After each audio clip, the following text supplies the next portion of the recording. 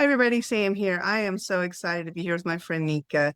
We've been having a fun conversation before I hit record, and y'all just have no idea. This woman is fire, and I'm so glad to have her as a guest on the micro interview series. If you are new to Safe Heart Connections, we're so glad you found us. If you've been here for a while, we are glad you came back. And so Nika and I are going to have a little bit of a conversation.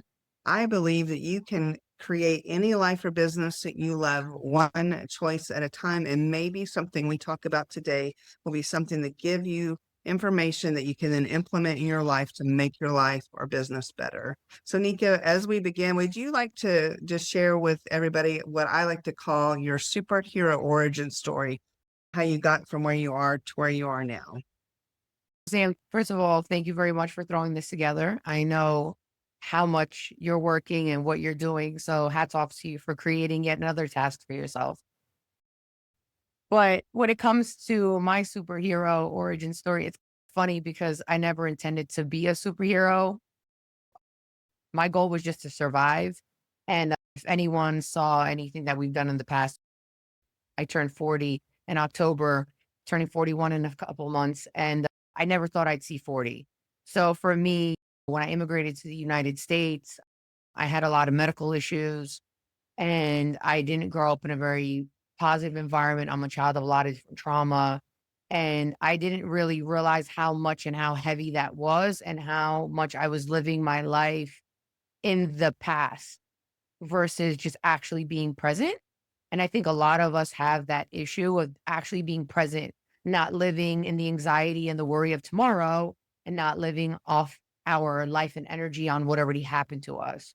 And at 35, I think is the first time that I had a complete 100% whole version of myself in the sense of I was able to holistically heal myself and I was able to sleep, and I went through a lot of different ailments from losing weight, dropping weight, extreme pain. I was diagnosed, misdiagnosed between fibromyalgia, leukemia, like you name it. And then when I got the body together, that's when I realized, damn, it's not just the physical body that I'm surviving every day. It's also that mental and the emotional stuff that I've been carrying that I didn't really realize, for example, that I was angry because anger was my best friend. That was like what drove me. It was my best friend on that bus, always there, one beat away. And I realized you can't have peace without anger. And then I went through this crazy journey of finding peace, but then I was lost. I didn't have navigation. I didn't have direction because I lost in a way like this motivation, this I'm going to prove to these people I'm going to do it. And then when I made peace with the sense that I had to grieve my anger, and it sounds crazy because most people are like, of course, who wants to be angry? I did because anger was good to me. And it's the reason I accomplished the things I accomplished, and I never gave up on myself and in life.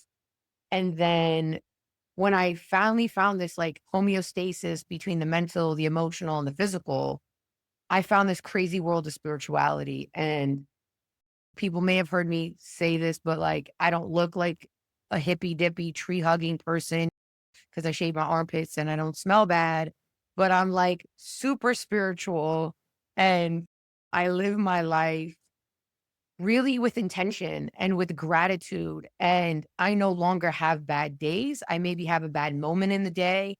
I don't have this sense of anxiety and I'm able to catch myself on those things. So I wouldn't call myself a superhero, but I also refused to call myself a victim a long time ago. And I'm no longer a survivor because those parts of me don't exist anymore. I'm on like this whole new series of my life. And because I didn't think I'd see 40, I have no idea what the hell I'm doing. Like I'm just winging it. And I think where I'm at in my life now, letting go and just letting things be has been probably the most powerful thing that I've done. The more that I step back and just let things be, whether it's relationships fall apart or job opportunities or with my company, hits or misses, as long as I feel like I find a blessing or a lesson in every situation, I just kind of let it come. I live my life now like this. I'm receiving everything that's meant for me. And I'm not really that worried about the fine-tuned control freak, every meticulous aspect, whereas in the past I was. And that's allowed me this kind of like sense of not feeling so heavy and occupied on a regular basis. Yeah, that's so good on so many levels. The idea of like when you said that, I heard a song in my head about hold on loosely. And so you don't have to hold on to everything so tightly, because if you're holding on to something so tight, then and it was meant to just pass on through, then you're holding on to something that wasn't yours to hold on to.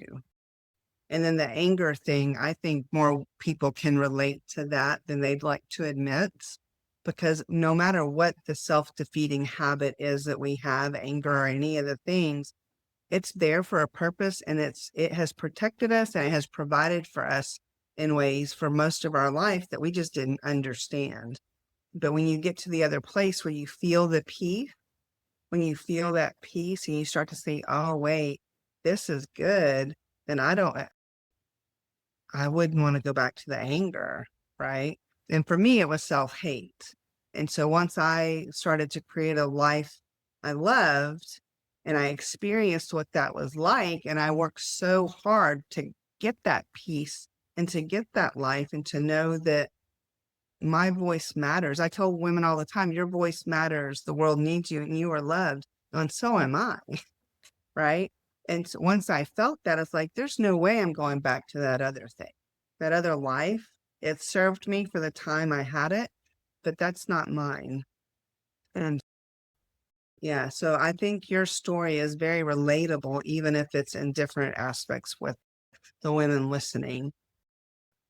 The kind of the cornerstone of the micro interviews is having our guest share a thought, tip, or piece of advice, which I think you already have shared several things.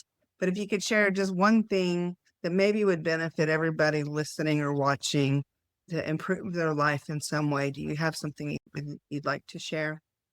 I think there's two things that are really big that I think most people miss because they're trying to get to the next level is number one, you are your first best friend. You're your first friend and your last friend. You're the first voice that you hear in the first thing in the morning, during your sleep, at night. You're going to be the first voice that you hear when your body passes. And if you don't learn to like yourself, you will never be able to love yourself. And if there are things about you don't like, then fix them. Because every single day that you wake up, you have the opportunity to change everything within your power. As long as you're still breathing and the brain waves are functioning, you have every day a new opportunity.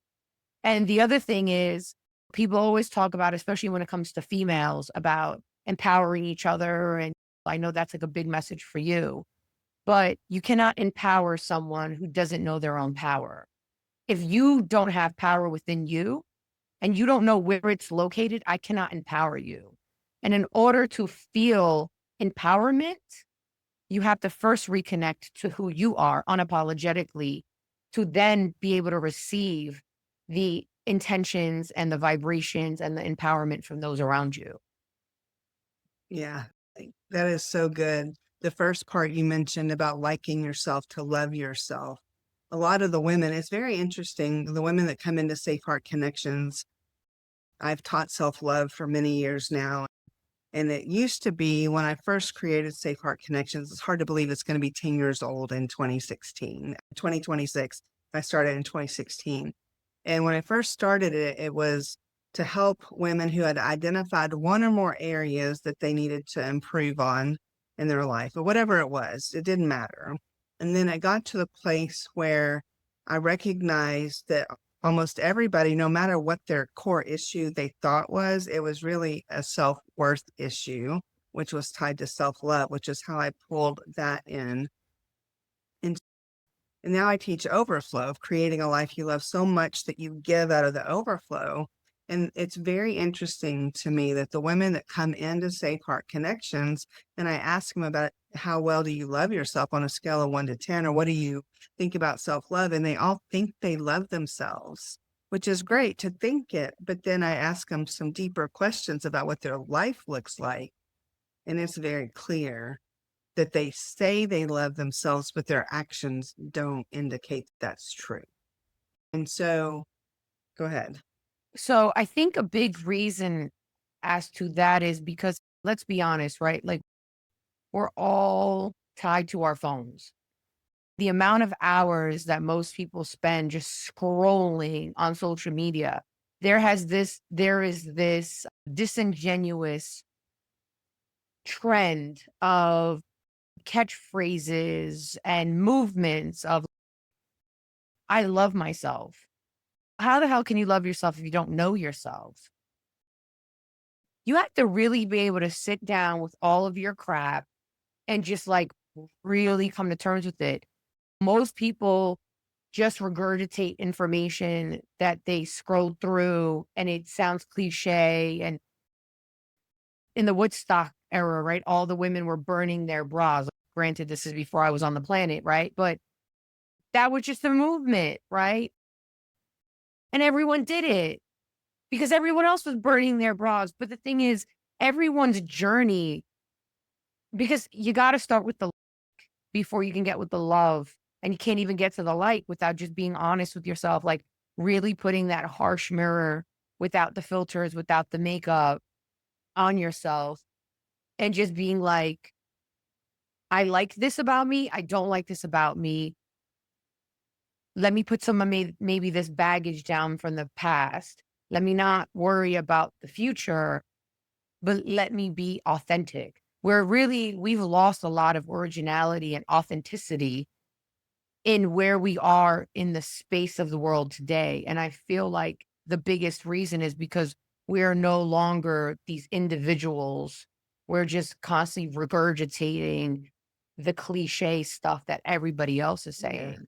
Yeah, we're trying to fit in the mold. We're fitting in the box. And I'd like to propose that we get rid of the boxes. Just be who you are. I don't know if you know this, but I at the in-person retreats I do every year, and I do a virtual version at the in the fall, and it's called Who Are You? And we actually go through a process to learn who you are, what matters to you most, why it matters that you show up in the world the way you were meant to, what it's going to cost you in the world if you don't show up that way, and a 90-day action plan to implement. Because what you said, the beginning of everything is knowing who you are. And if you don't do that, then you're not going to get to the place of being able to do anything else. And yeah, so Nika, I want to make sure that I'm going to have all the links for anybody that's watching or listening to be able to click through to you. You are in Safe Heart Connections in the community. So if somebody was watching this and they were interested in connecting with you a little bit more, I want to make sure that they know that they can connect with you. And you give just a 1 or 2 sentence about actually how you coach and what you do. So somebody's watching, they're like, I might want to connect with her because of that. Just high level, what it is that you're doing. I'm an intuitive integrative wellness life coach. It's a mouthful for basically saying, I am not here to heal you, but I'm here to help you heal yourself. And I work with a multitude of various different clients, from people who have weight issues, whether it's loss, gain, sex addiction, infertility, PTSD, mental health, fibromyalgia, you name it. I work with all different clients because the difference between myself and a lot of other coaches is I don't have a program. I don't have a 90-day or a 2-week step. Every single thing is customized for every single client that I'm working with, and therefore so is my approach. Yeah, I knew that, but I wanted you to say because you say it better than Thank me. you. And I love how you said you healed yourself, and so you went on this journey. What you're teaching and how you coach and connect in the world, it's not something that you even really learned from somebody else. It's what you did for yourself and it worked. And now you're helping others, which is a testament to the fact that you're not regurgitating all the things and you're not in the box, which is one of the things I appreciate about you. So Thank you. before we wrap up, do you have a closing thought, anything else you'd like to share? Or if I could have asked a different question that I didn't ask, do you have anything else on your mind you'd like to share? I just think that we need to get back to basics. Just get back to basics. If you're not where you want to be in life, use the strongest power that you have, which is your imagination, and decide where you want to be, because that means you're already 80% there, and then take the 20% steps to fill that gap. Yeah, your imagination and one choice at a time. That's all you got to do. I love the 80/20. That's beautiful. Nika, I'm so excited to be connected to you. And I know some of the women already saw you at the B Word Summit, so they're already familiar a little bit with you, but I really hope some of them want to reach out to you and see how you might be able to help them on their own healing journey. And I will see you soon. Thank you, Sam. Bye.